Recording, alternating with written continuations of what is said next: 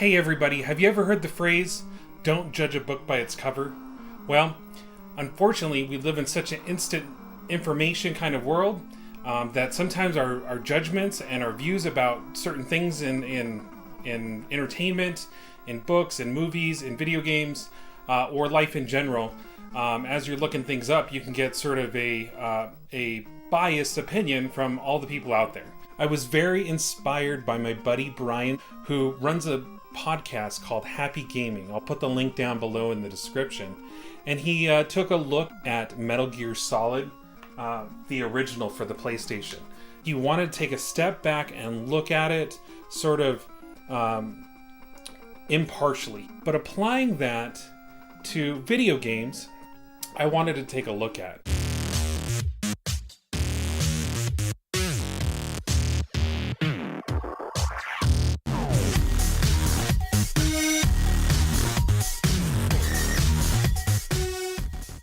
Do we really need a Cliff Notes for our Nintendo library? Do we need a Cliff Notes for Sega and all the systems that we collect for? We have things like IGN, we have forums, we have posts on Facebook, we have YouTube, we have a lot of reviews before we spend our dollar.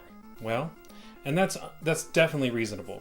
When you're talking about buying a game that's $40, $50, that was something that you may want to, especially if you're collecting, you may want to research.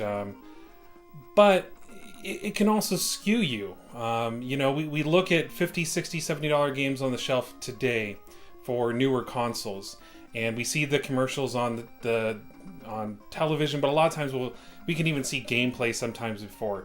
Unless you're doing like buy it on the day that it comes out. You really have sort of a lot of resources to reach out and sort of curve and mold and shape your opinion on the game before you even picked up the controller. So is that something we should do on every single game?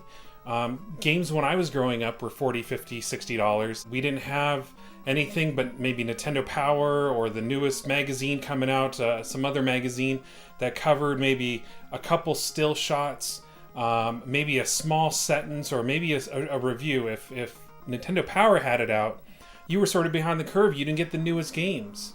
So if you already read something, it was already good and it may have been rented out, sold out, and you had to wait for another run to come by. And what we used to do is we go into Game Bros, go into Hollywood Video, maybe into Blockbuster, and right here they have a little Velcro, and we pull out these little tabs and we take it up to the counter and leave the box on the shelf, hand it in, and we'd ask for the game. We rent it for a few bucks. But the only thing we had to go off of a lot of times was just the pictures on the back, a little bit of a description, some of the cover art, and that was it. There was no instructions you could pull out of these. It was rentals, so that's what sat on the shelf. This is the picture you got, a helicopter blasting up guys. You look on the back and you see you're flying over the desert. So we had word of mouth, we had Nintendo Power, we had trading on the playground or bringing it over at a friend's house, and those are the things that kept games so vibrant, and sometimes they'd even get overlooked. So nowadays we live in a world where we can go look up a review, how the gameplay is, how are the controls, does it get a good rating, does it get a good bad rating? With classic games, is it a $200 game? Well, is that because it's rare, or is it good, or is it both, or it's a $5 game? Does that make it any worse than the $200 game? I'm not sure. As you guys have seen, I did a hunt in San Diego, and I go out here and there into a local game store here, and I pick up some games, and I've been sort of playing through games and just experiencing games. I first started buying games that I remembered playing as a kid. I'm still doing that. There's some games that I realize that they're a really bad game, but I enjoyed them as a kid. But it's okay. It's sort of my cult classic. Does it matter to me that it's a $2 to $3, $4 or $5 game? No, it doesn't. But I want to have those for my collection. So I picked up a few games thinking, I don't need the Cliff Notes. I don't need to go and look up a video on YouTube. Maybe I'll just Google a picture, get a couple snapshots, don't read any reviews. If I'm spending $10 to $15 on it, usually a $10 to $15 game is going to have some good gameplay. But I don't mind spending a little bit, and if I take a loss, I take a loss. I'm trying to get a larger library. I don't know if I'm trying to go for a complete library of Nintendo and things like that, but I do want to have some options in there. I have had some ups and downs when it comes to just getting out there and judging a book or a game by its cover. Cover art sort of has lost over the years, and we just get, these simple covers of like a stone wall with an etching in it that glows and it says, whatever the name of the game is. There's no cover art. Well, that's not how we used to do it when we were, I was 9, 10, 12 years old. We would go into the store, we would read the back of the boxes, and we'd see, this is the game I want. This is the game I want to spend 30, 40, 50 bucks on. And if it was a bad game, we were out.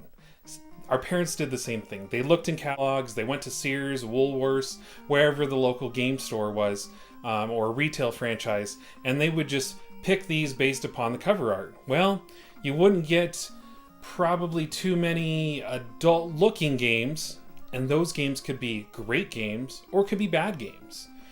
But you get a lot of Mario and things like that, and so we grew up with Sonic and Mario and these mascots that were always in our systems. And don't get me wrong, those are great games, but what about those obscurities? What about those nooks and crannies in the gaming community, in the game library out there that we haven't played or never knew about because the art was phenomenal but too adult looking for mom and dad to pick up?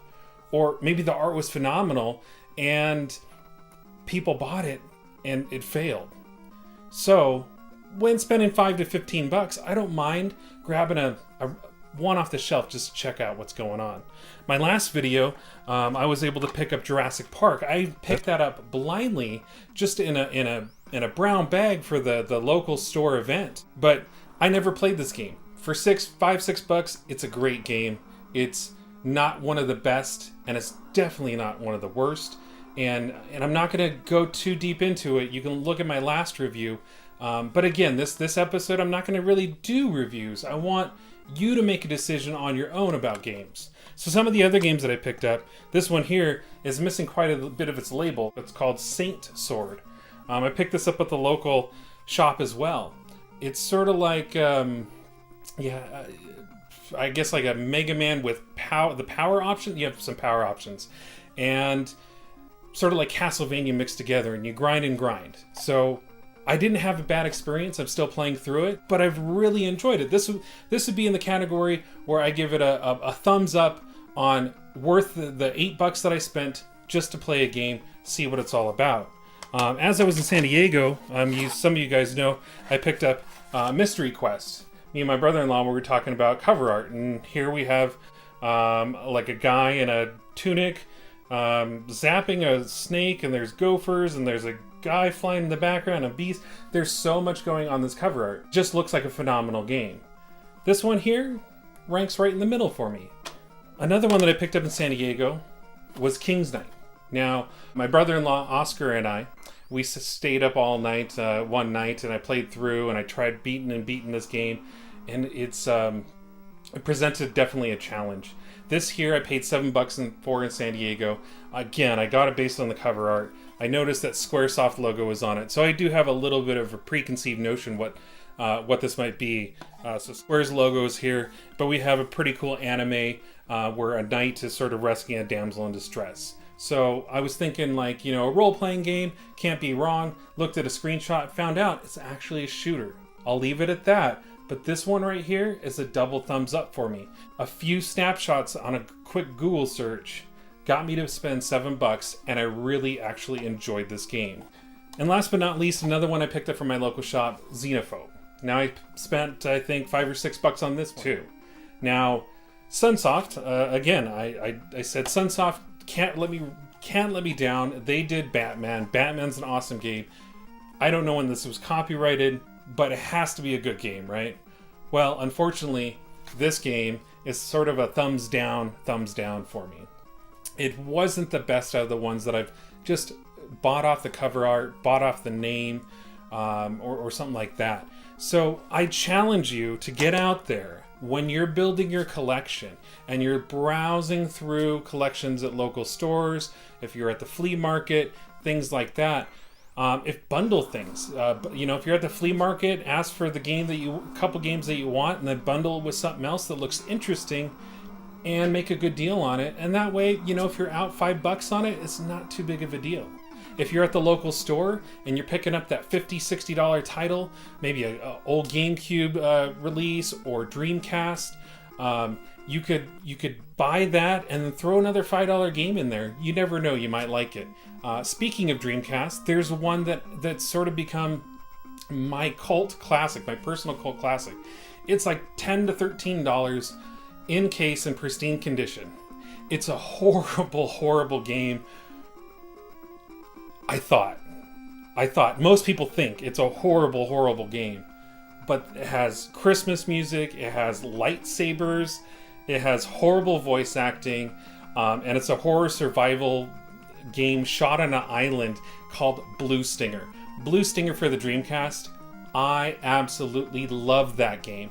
If I did not know about that game before, that's a cover that might get me a little bit interested, but at the price point of $10 to $15, that's the kind of game I recommend just taking a step out on, taking a little bit of a risk. You know, I challenge you to do it. Do it at least 2 or 3 times. See if it's something that you enjoy.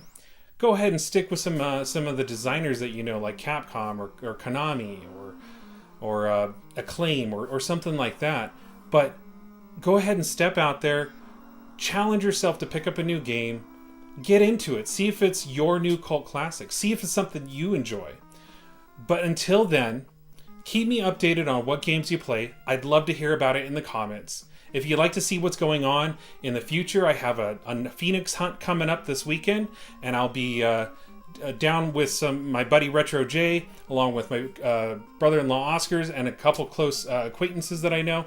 And we're going to be down there hunting out new treasures. I'm hoping to find, you know, that $5 to $8, $10, $15 game that really, really makes me enjoy an old system over again. Something I didn't know about, something that's worth adding to the collection, even though I didn't know I wanted to collect it. So until next time, please go ahead and hit the like button and hit subscribe and tune back in for the next video. Until then, keep smashing buttons, knocking elbows, and keep on gaming on. Thank you for concluding my video. In the spirit of today's video, I'll be giving away Jurassic Park for the Sega Genesis, the copy that I opened in my brown bag promotion for Halloween. All you have to do is leave in the comments what game you picked up from now until the December 31st that you took a $5 to $10 risk on and add it to the collection, and if you didn't like it, maybe traded it back in or traded it to someone else for their collection. But go ahead and leave it in the comments, and then I'll contact you back for your information so that I can mail it out come the new year.